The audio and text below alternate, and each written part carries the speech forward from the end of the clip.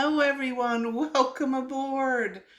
It's been a while. I've been out on a 2 month special assignment. Let's just say that. But we are back and we got a lot to catch up on. So let us jump into it. Now, did we talk about? I think the last thing we talked about was Summer House, which has since ended and had its renewal, and various cast members aren't coming back. Let me just say, very smart of Paige not to come back. She's got a career on a certain level now. She's getting all the right buzz. Let's see if she can really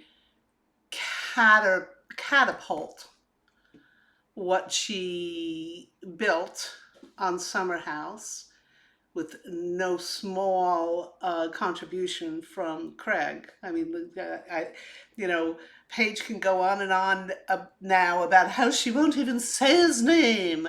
But prior to her association with Craig, she was not a very likable cast member. She was a spoiled little brat who stayed in her bed, complained about other people, and certainly didn't contribute to the house cleaning, which in my mind is a sin. You're in a summer house, you do your bit when it comes to cleaning the kitchen. Just saying. So anyway, let's see what she does. She certainly has got the buzz and everything else going for her. She had an article, a little blurb, a little, love letter in the New York Times. She's got a lot of going on. Lots of luck to you, Paige. I hope you do really, really well. Lexi, the little model, has also decided to quit, rightfully so. Um, she was not going to fit in with these girls. These were older girls, maybe a little mean girl in them too. And they certainly didn't support her in the Jesse Solomon debacle. So anyway, that's over and done with. The only thing I can say is there is no place for a single mom with an infant in the summer house. Am I saying there's no such thing as a single mom with an infant in a summer house? I'm sure there's plenty that can be cited anecdotally. For this television show and this purposes, there's no room for Lindsay Hubbard in upcoming seasons of Summer House, except for maybe a one-time drop-in. That's all I'm going to say on that subject. You don't agree with me? Fine. Give me some comments. Tell me what you think. I'd really love to hear it. Okay, so that was all. Poor Lexi having to deal with the other women. Yeah, well, we just went into that. Real Housewives of Atlanta. Took us a couple of episodes to see why Kenya Moore was kicked off the show. We then proceeded to highlight Britt, who was the target of Kenya's what's that called? Revenge porn? Yeah. We see her, and I had a great deal of empathy for her in the beginning, but now towards the later episodes, I don't have a lot of empathy for Britt. It's just too bad because I think she had a lot going for her. How much do I love Shemea? I love her like she is the queen of the show. She is the new. If they don't use her as the tent pole for the whatever else goes on in casting, I think they're missing an opportunity because I think she's really Atlanta. She and her husband are wealthy.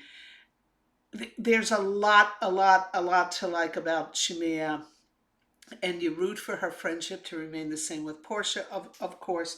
And we've got my Fei back, and the one I have it here. Rate the authenticity of the cast, people who you think are being authentically them, and at the bottom of that list, the least authentic is Drew. Nothing. I'm starting to say nothing. I'm not able to say really much that I like about Drew. She's too much of phone blown. And that whole thing with working with Dennis, sorry, Charlie. You should have never pulled it. And Dennis, of course, wanted screen time, I guess, sell more hot dogs. I don't get it. But he was smart and he wanted to keep the peace with Portia and his child. He should have told Drew no, but he didn't, and therein lies the problem with those two. They had to do these things when she was younger. Okay, good. Let's forget about that. Ralph and Drew, total disaster. I like the fact that we're seeing a little bit more of Ralph's side of the story because all we've gotten is Drew's side of the story, and of course she's painted him as a monster. I think both of them are monsters together. They're acrimonious divorce, and the losers in that, Drew and Ralph, are your kids. Good luck. And Drew taking on Portia, just plain stupid. Just plain stupid. But I suppose she thought it was going to, give her a dramatic storyline and thereby save her job, I guess. Who? Paris Kelly, stylist superstar in the making. Kelly Stylist, which I think I have the name down as Paris here. Why are they eating now? The wings right before lunch. Okay, yeah. Her stylist totally. I love these ancillary characters. I love the Aries who has you know parted ways with what's her name, Sutton in Beverly Hills. Oh, run for the hills, Ari. She's a horror. I love all those secondary characters. They're usually the best. And Kelly's stylist certainly is one of them. Drew in her 40s dressing is like she's in her 20s. Yeah, why does Drew dress like she's in her 20s? She wears a lot of baby dolls things. And you know who does that as well? Paige does that. She's in her 30s now. She's heading for the mid 30s pretty quick.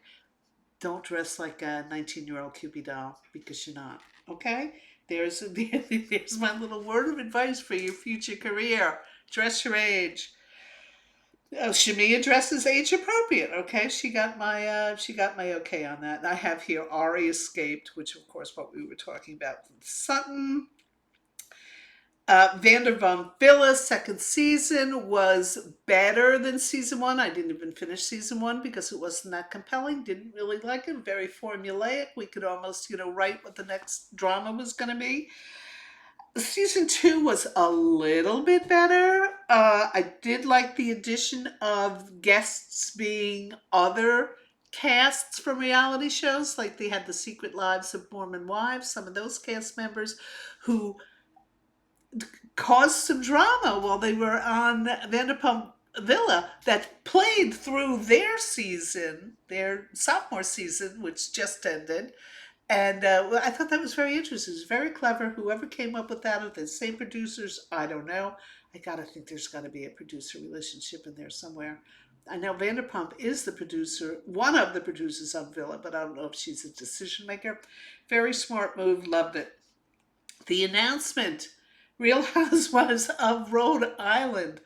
I cannot wait. Do you guys remember that beauty contest show that Bravo ran probably 15 years ago now that I think of it, 10, 15 years ago? It was a bunch of women, all married women with, I think they all had children. They were of a certain age, I gotta say late 30s, 40s, and they all competed in beauty contests, like the Mrs. contest, Mrs. Rhode Island, Mrs. Pawtucket, Mrs. Narragansett, whatever it was. And these were fascinating cast members to follow. I was kind of disappointed we didn't have a season two. But it sounds like we're about to get it. It's going to be Real Housewives style. It's going to be in Rhode Island. And look like Dolores Catania from Jersey's got friends up there. And she's going to be part of the cast, which is good. Does that mean we're never going to see, Jersey's never going to see the light of day again? Unless and until they get rid of you-know-who. Teresa Giudice. They shouldn't kick up that show again. Period. End of story. Okay. Ladies of London reboot. Is that what it's going to be? Is it going to be Ladies of London or is it going to be Real Housewives of London? I think it's going to be Ladies of London. It's going to be a reboot.